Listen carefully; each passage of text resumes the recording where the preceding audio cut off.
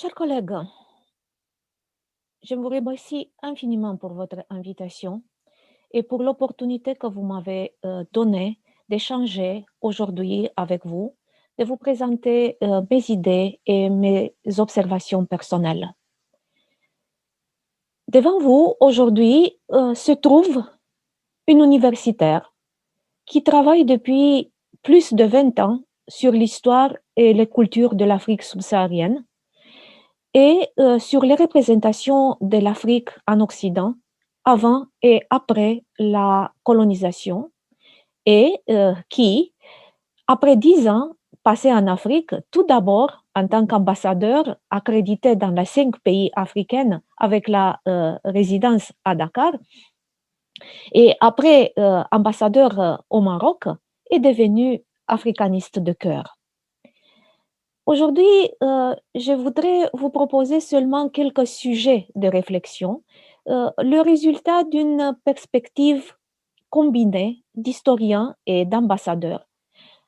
Une position, vous allez dire, d'observateur étranger, envoyé quelque part pour y être en témoigne sans avoir la permission d'intervenir dans le déroulement des événements.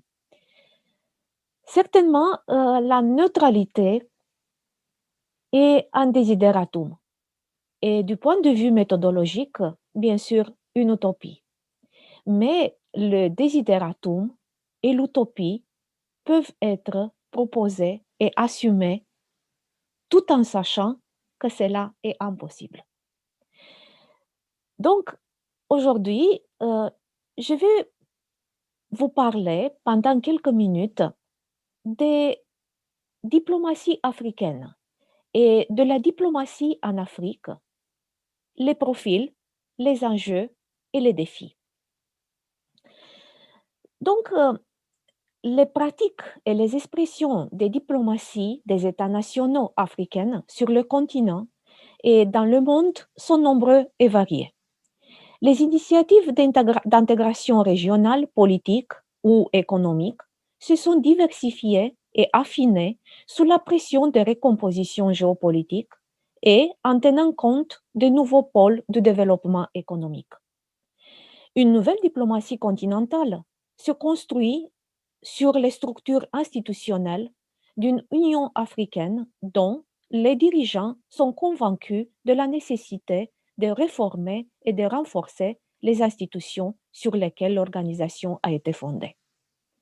Les idéaux panafricanistes des parents de l'indépendance, un continent politiquement fort et économiquement efficace, qui semblait oublié pendant la seconde moitié du XXe siècle, sous la pression de la fierté des dirigeants politiques, concernés par le renforcement de la souveraineté nationale, sont revenus aujourd'hui plus présents que jamais. La diplomatie africaine, en général, a changé en fonction du changement des objectifs et des priorités au niveau de la diplomatie internationale. Dans le domaine classique de la politique étrangère, les pratiques se sont transformées concernant par la manière de négociation afin de régler les conflits et jusqu'aux problèmes relatifs à la gestion de la lutte contre le terrorisme, le flux migratoire ou la gouvernance mondiale, obligés à trouver des solutions, par exemple, pour des problèmes complexes générés par le changement climatique. La transnationalisation des relations internationales a conduit les États nationaux à perdre le monopole de la diplomatie. Les différentes structures économiques, les universités, les réseaux de médias, les ONG, la diaspora, rendent la diplomatie aujourd'hui encore plus complexe par la nature des intérêts et des préoccupations des acteurs concernés. Bref, une analyse globale de la diplomatie africaine actuelle s'avère particulièrement complexe et ne peut que prendre en compte d'une manière équitable les trois niveaux d'approche, le niveau national, régional et continental. Et l'imposition d'une diplomatie complémentaire, diplomatie économique par exemple, culturelle, universitaire, religieuse, institutionnelle en général. Et bien sûr, des nouveaux acteurs avec leurs propres pratiques.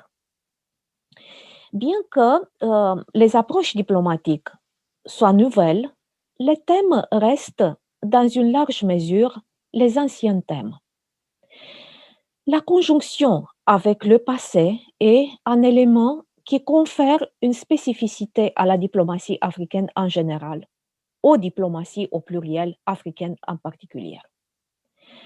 Donc, les relations avec l'Occident se sont construites et déconstruites pendant les dernières années encore sur l'impulsion des ressentiments qui ont traversé les siècles sous la pression des mémoires du temps de l'esclavage, par exemple, des théories racistes et de la décolonisation. Ces dernières décennies, cherchant à se débarrasser des ombres de passé, les leaders politiques africains ont encouragé la formation d'une autre pôle politique et économique, l'Asie.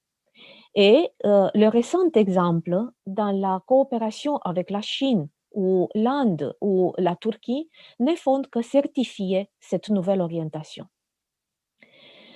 Dans la première décennie de notre siècle, la Chine est devenue le premier partenaire commercial en Afrique. Et la participation de 53 chefs d'État et de gouvernement du continent africain au Forum de coopération sino-africaine de septembre 2018 de Pékin rend compte de l'importance que les États africains accordent à cette relation. L'annonce faite par le président Xi Jinping dès les premiers jours de la réunion, selon laquelle son pays va accorder une aide sans condition de 60 milliards de dollars pour l'Afrique, en conjonction avec les investissements réalisés dans les infrastructures les dernières décennies et avec une diplomatie culturelle basée sur le réseau des instituts Confucius et sur un système de bourses accordées pour la formation de nouveaux cadres, des techniciens et des journalistes, nous offre l'un des clés de la compréhension des règles qui sont à la base pour le moment de cette coopération. Au-delà des intérêts économiques immédiats que la Chine poursuit aussi en Afrique, les intérêts politiques semblent avoir mis le fondament de la construction d'un système de relations spécifiques pour chaque État national. Le problème de la retraite de la reconnaissance de Taïwan a été prioritaire et on a utilisé toutes les armes pour sa résolution. Les bénéfices, bien sûr, sont incontestables. À un autre niveau de discussion, dans les forums internationaux, les décisions de politique extérieure de la Chine sont soutenues par les représentants de pays africains et ces décisions y sont rarement contestées. La Chine sert aussi d'alternative lorsque l'Occident applique des sanctions au régime qui violent le principe de bon gouvernement et des droits de l'homme. Soumis aux sanctions de l'Occident, les régimes politiques, par exemple de Burundi, a trouvé son secours à Pékin, qui a décidé de continuer à investir dans les infrastructures du pays et même d'y construire un nouveau palais présidentiel. Les investissements de la Chine dans l'infrastructure de Kenya, du Mali, de la Mauritanie ont éveillé de controverses à partir des conditions imposées. Exportation de population, par exemple, des concessions de terrains agricoles à trop long terme, la concession de l'exploitation d'investissements à long terme.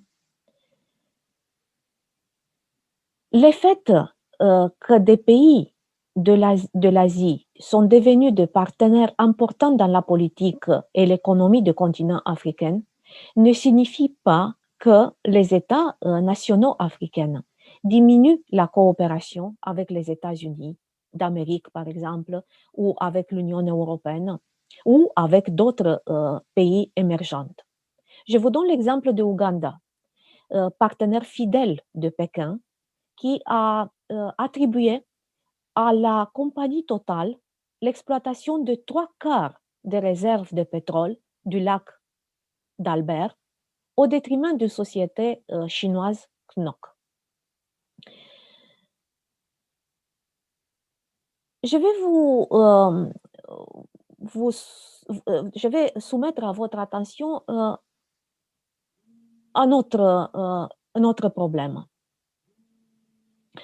Des nouveaux problèmes auxquels le continent a été confronté pendant le temps de l'indépendance et après la constitution des États nationaux sont restés actuels et se référant dans le sujet abordé en même temps par la diplomatie continentale et par les diplomaties des États nationaux contemporains.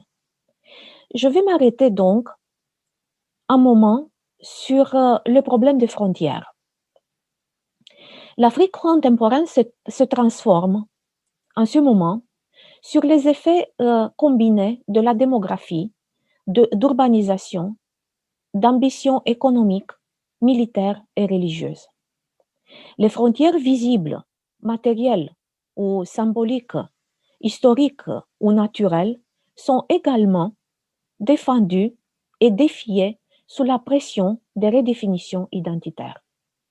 L'histoire entre encore une fois dans le jeu.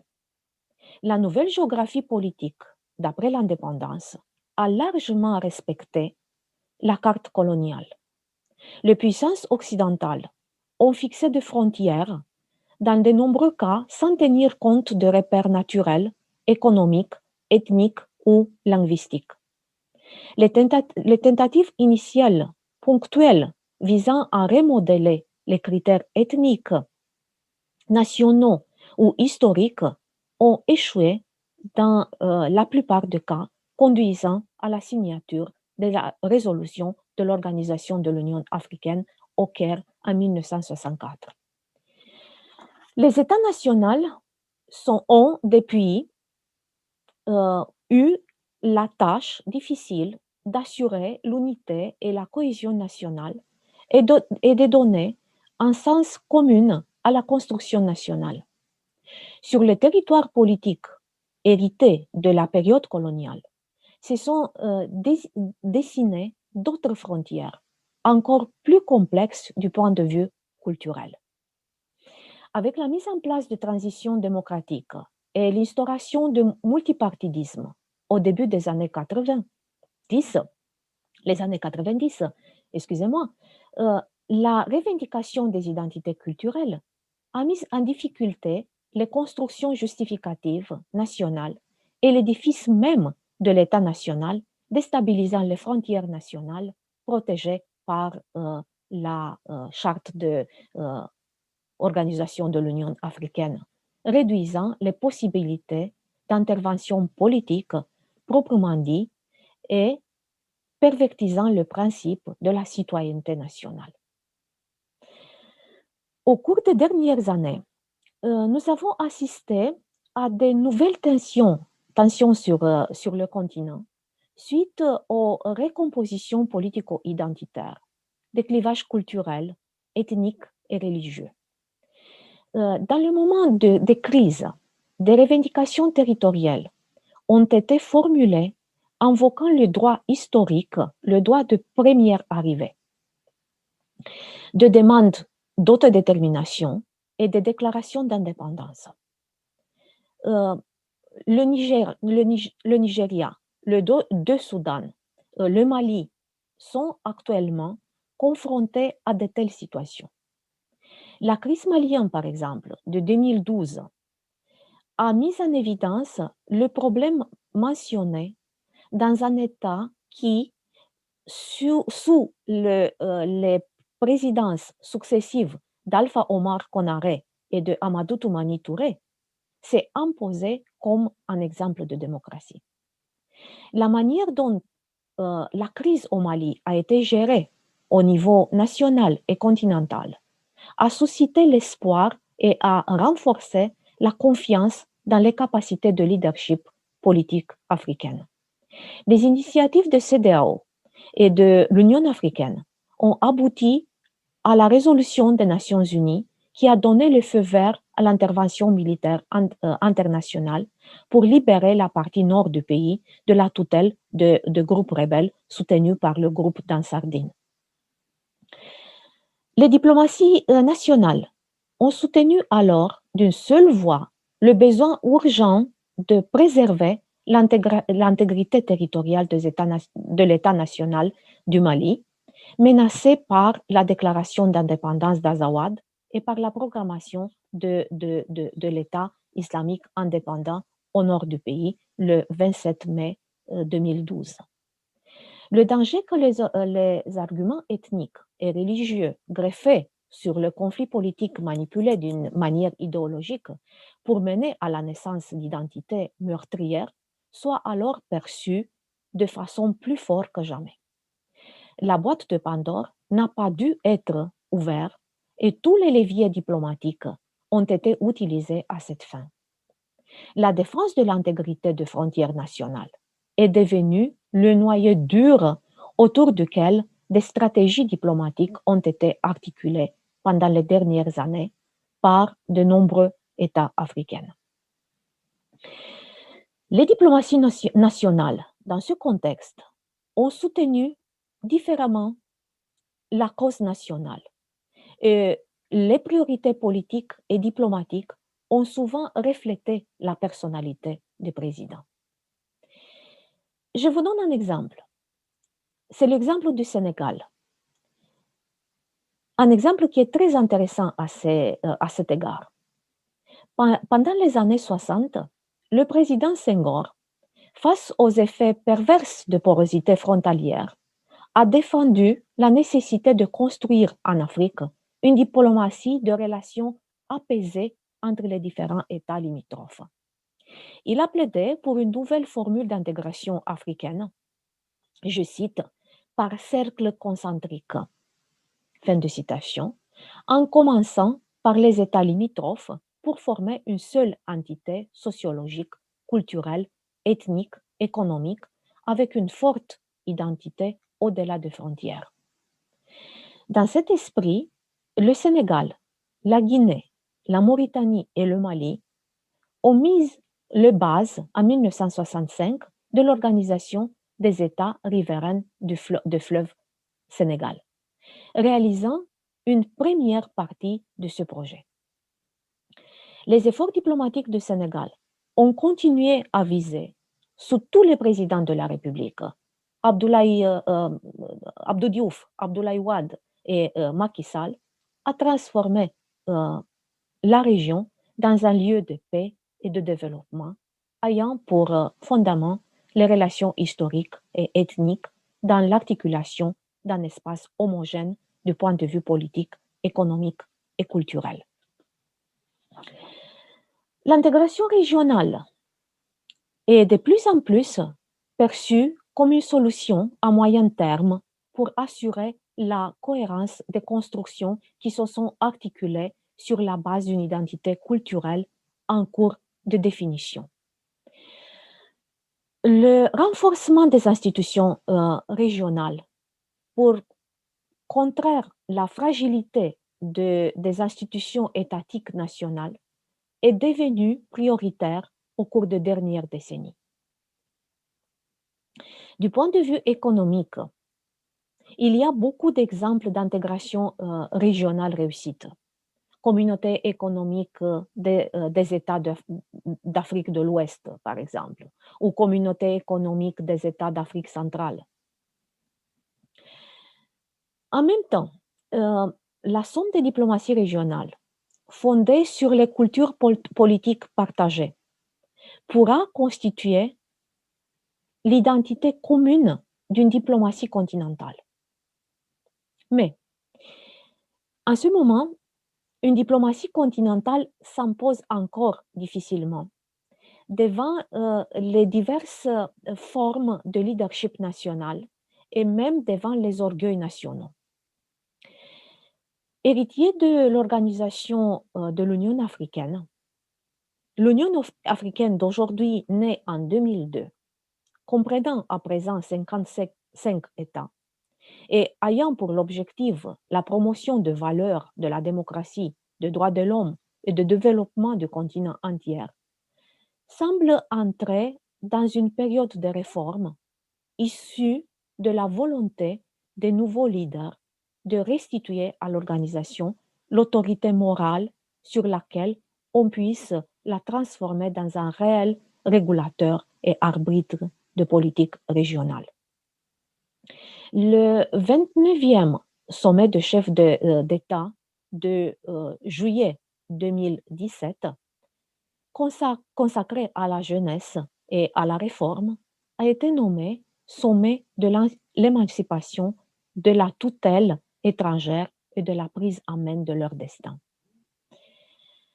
Le président élu à cette date, Alpha Condé, président de la République de Guinée, s'est proposé au cours de son mandat de réformer l'organisation en fluidisant, excusez-moi, en fluidisant son fonctionnement et en assurant l'autosuffisance financière par la contribution de chaque État membre de 0,2% de sa valeur d'exportation.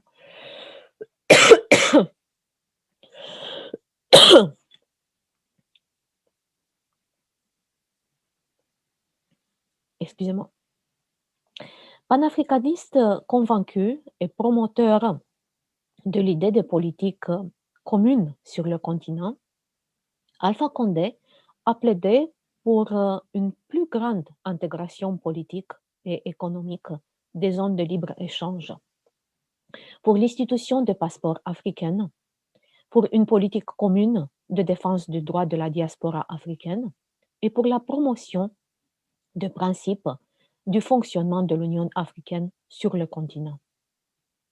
Les objectifs à court terme mentionnés sont la gestion de la résolution de conflits, la lutte contre le terrorisme, la gestion des ressources et le soutien de l'initiative régionale. Une institution, l'Académie de leadership de l'Union africaine, est chargée de former une élite continentale qui va mettre en œuvre le programme et va respecter l'agenda de l'Union jusqu'en 2063. Et c'est elle aussi qui va élaborer une nouvelle vision stratégique à long terme pour l'Afrique. Avant de finir, je vais partager avec vous quelques idées, quelques exemples sur les diplomaties complémentaires. En 2010, beaucoup d'États nationaux nés sur les ruines des anciennes colonies françaises d'Afrique ont célébré 50 ans d'indépendance. À cette occasion, on a plus que jamais réitéré le mot chargé de significations: mémoire, tradition, identité, ethnie ou nation. La diplomatie de la mémoire, dans la sphère de diplomatie complémentaire, joue à ce moment un rôle souvent même plus important que la diplomatie officielle, captive dans ses propres règles. Au Sénégal, la prise de pouvoir par les forces politiques libérales et l'élection d'Abdoulaye Wade dans la fonction présidentielle en 2000, après 40 ans de gouvernement du Parti socialiste, a mené en même temps à l'élaboration d'une nouvelle liste de célébrations et de commémorations. Dans son élaboration, on a mélangé les moments qui rappelaient le passé colonial, par exemple la journée des tirailleurs ou l'anniversaire de l'accueil du général de Gaulle à l'occasion du référendum constitutionnel de 1958, à ceux où l'on intronisait des héros contemporains de la nation sénégalaise. C'est toujours pendant les années de la présidence Wade que Le patrimoine architectural, controversé par les mémoires juxtaposées, a fait l'objet de disputes sans précédent dans l'espace public, impliquant des facteurs de décision de l'administration nationale et des intellectuels militants dans l'espace académique africain et européen préoccupés de l'héritage colonial. Dans ce contexte, en 2008, l'initiative de la Roumanie de faire à la ville de Dakar la donation d'un projet avec le relevé de site Kermel, c'est marché Kermel au centre-ville de Dakar, comme documentation dans le soutien du projet de loi visant la déclaration de zones comme appartenant au patrimoine national et d'une série de propositions visant la sauvegarde de la mise en valeur de l'espace, a été reçue par l'intelligentsia sénégalaise et même par les autorités administratives avec un très grand intérêt. Dans ce jeu est entré donc un troisième acteur qui apportait avec lui, avec lui le consensus. Et bien sûr que le troisième acteur n'a pas été un choix fortuit. La Roumanie, pays sans passé colonial, a été l'un des partenaires privilégiés puisqu'elle avait contribué à la formation dans ces universités d'une partie importante de cadres qui ont assuré l'administration de l'État indépendante. Les architectes et les spécialistes en patrimoine au Sénégal ont soutenu les propositions de la Roumanie, se culpabilisant en même temps pour n'avoir pas pu réaliser eux-mêmes le projet pris dans les disputes de mémoire.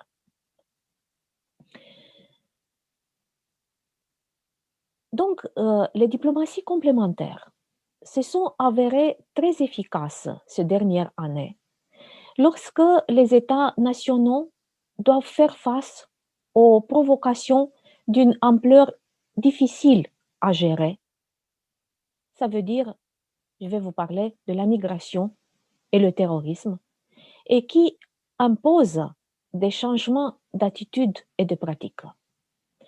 Les leaders politiques des pays de provenance et de destination des migrants ont fait des efforts pour construire une stratégie commune sur une colonne vertébrale articulée en partant d'une série de valeurs historiques, culturelles et de civilisations communes, celles que la diplomatie d'une seule voix doit promouvoir en facilitant ainsi la compréhension et l'acceptation de l'autre confrère à l'intérieur de la cité. Une diplomatie pour diaspora s'est forgée avec le temps et c'est par elle que les institutions des États africains ont mis en œuvre des politiques de défense des citoyens qui ont choisi de vivre à l'étranger. Mais seules les stratégies élaborées au niveau politique n'ont pas de chance réelle d'être complètement efficaces lorsque le média, facile à instrumenter, devient un important formateur d'opinion et par lequel la méconnaissance a fait naître un nouvel ennemi, le migrant terroriste.